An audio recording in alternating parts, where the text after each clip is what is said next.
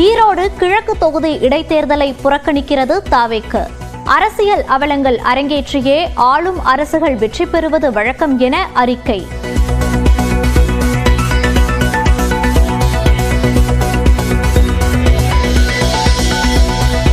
ஈரோடு கிழக்கு தொகுதியில் நாம் தமிழர் வேட்பாளர் சீதா லட்சுமி மனு தாக்கல்.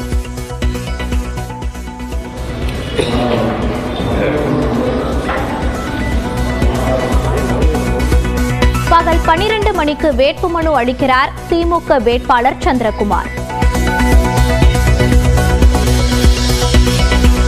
சிவகங்கை மாவட்டத்தில் முதலமைச்சர் மு.க. ஸ்டாலின் வரும் 21, 22ஆம் தேதிகளில் கள ஆய்வு, பல்வேறு நலத்திட்ட உதவிகளையும் வழங்குகிறார்.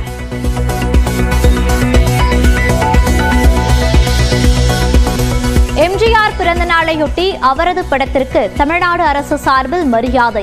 அதிமுக தலைமை அலுவலகத்தில் எம்ஜிஆர் சிலைக்கு மரியாதை செலுத்தினார் எடப்பாடி பழனிசாமி.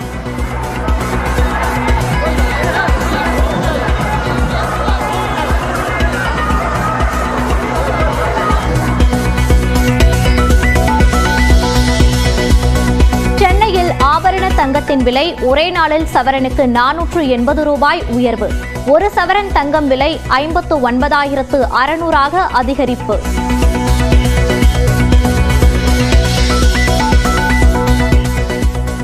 மண்டபத்திலிருந்து சென்னை எழும்பூருக்கு நாளை மறுநாள் சிறப்பு ரயில். சிவகங்கை, திருச்சி, சீர்காழி வழியாக இயக்கப்படும்.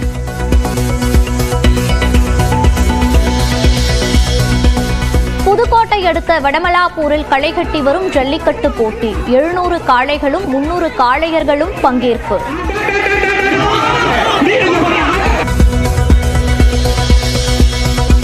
மத்திய அரசு ஊழியர்களின் ஊதியம் விரைவில் உயருகிறது. 8வது ஊதிய குழு அமைக்க பிரதமர் மோடி தலைமையிலான அமைச்சரவை குழு ஒப்புதல்.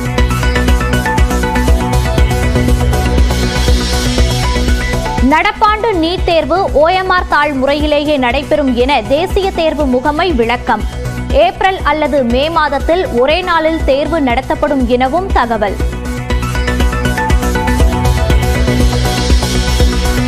தமிழ்நாட்டில் நாளை தஞ்சாவூர், திருவாரூர், நாகப்பட்டினம், மயிலாடுதுறை, புதுக்கோட்டையில் கனமழைக்கு வாய்ப்பு.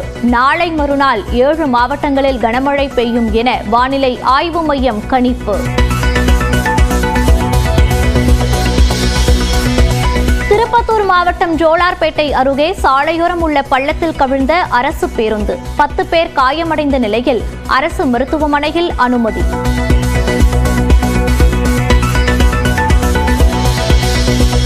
திருப்பதி திரும்பிய தனியார் பேருந்து மீது லாரி மோதி விபத்து. திருச்சியை சேர்ந்த 4 பேர் உயிரிழப்பு, 6 பேர் படுகாயம். இஸ்ரேல் ஹமாஸ் இடையே போர் நிறுத்த ஒப்பந்தம் ஏற்பட்ட நிலையில் காசா மீது மீண்டும் தாக்குதல். 75 பேர் பலி. சில இடங்களில் ஹமாஸ் படைகள் பின்வாங்காததால் நடவடிக்கை எடுக்கப்பட்டதாக இஸ்ரேல் விளக்கம். தொடர்ந்து தீவிர சிகிச்சை பிரிவில் ஹிந்தி நடிகர் சைஃப் அலி கான். கத்தியால் குத்தியவரை பிடிக்க 20 தனிப்படைகள் அமைப்பு.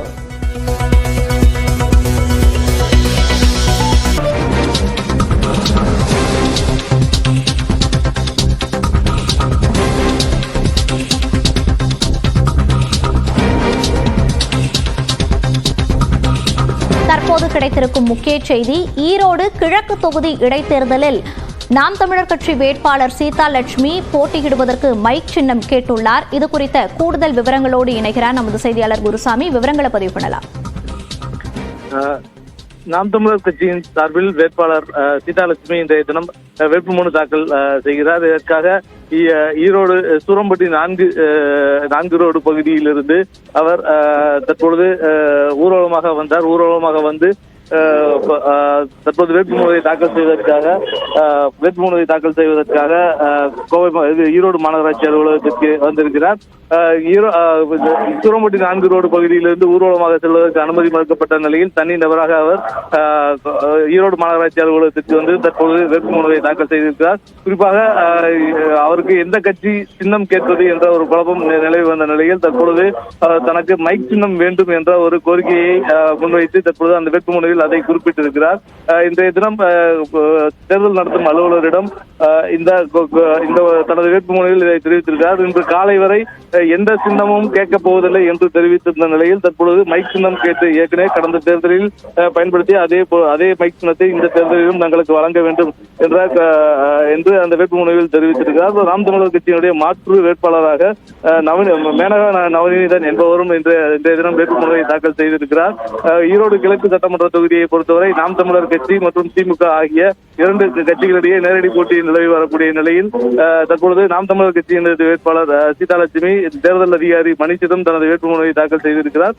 பிற்பகல் 12 மணிக்கு மேலாக திமுக வேட்பாளர் சந்திரகுமார் தனது வேட்புமனுவை தாக்கல் செய்ய இருக்கிறார். அமைச்சர் முத்துசாமி முன்னிலையில் இந்த வேட்புமனுவை தாக்கல் செய்வதற்கு அவர் திட்டமிட்டிருக்கிறார்கள். பிற்பகல் 12 மணிக்கு பின்பாக அவர்களும் வேட்புமனு தாக்கல் செய்ய இருக்கிறார்கள். முக்கிய கட்சிகள் இரண்டு கட்சிகளும் இன்றைய தினம் வேட்புமனுவை தாக்கல் செய்ய இருக்கிறது.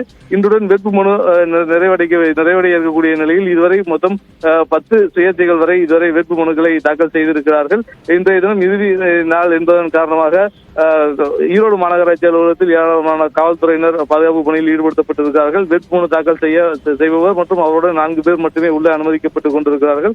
மற்ற நபர்கள் யாரும் உள்ளே அனுமதிக்கப்படாமல் பாதுகாப்பை பலப்படுத்தி இருக்கிறார்கள். தற்பொழுது சீதாலட்சுமி வேட்புமனுவை தாக்கல் செய்து இருக்கக்கூடிய நிலையில் பிற்பகலுக்கு பின்னர் சந்திரகுமாரன் வேட்புமனுவை தாக்கல் செய்ய இருக்கிறார். மோனிதா, விவரங்களை வழங்கியமைக்கு நன்றி குருசாமி.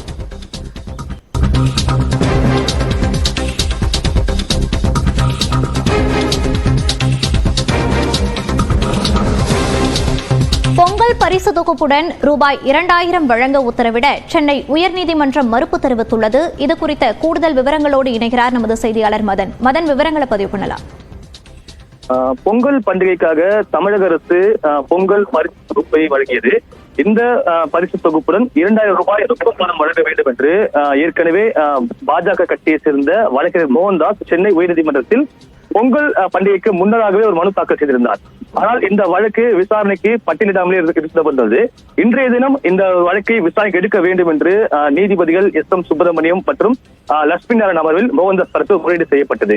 அதாவது ஏற்கனவே இது போன்ற தமிழகத்தில் இயற்கை பேரிடர் புயல் போன்ற இயற்கை பேரிடர் நடைபெற்ற பின்னர் வரும் பொங்கல் பண்டிகைக்கு திமுக மற்றும் அதிமுக அரசுகள் இது போன்ற ஊக்கத்தொகை வழங்குவது வழக்கமாக கொண்டது. விவரங்களை பதிவு செய்தமைக்கு நன்றி மதன். செஸ் கிராண்ட் மாஸ்டர் குகேஷுக்கு கேல் ரத்னா விருது அறிவிக்கப்பட்டுள்ளது. இது குறித்து பார்க்கலாம். श्री हरमनप्रीत सिंह,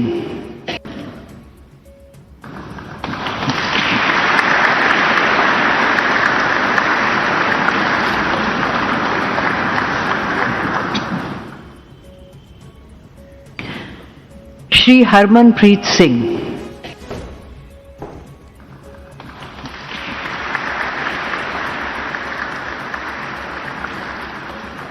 செஸ் கிராண்ட் மாஸ்டரான குகேஷுக்கு கேல் ரத்னா விருது வழங்கப்பட்டிருக்கிறது. அதனை நேரலையில் நாம் பார்த்துக் கொண்டிருக்கிறோம். குடியரசுத் தலைவர் திரௌபதி முர்மு கேல் ரத்னா விருதினை செஸ் கிராண்ட் மாஸ்டரான குகேஷுக்கு வழங்கியிருக்கிறார்.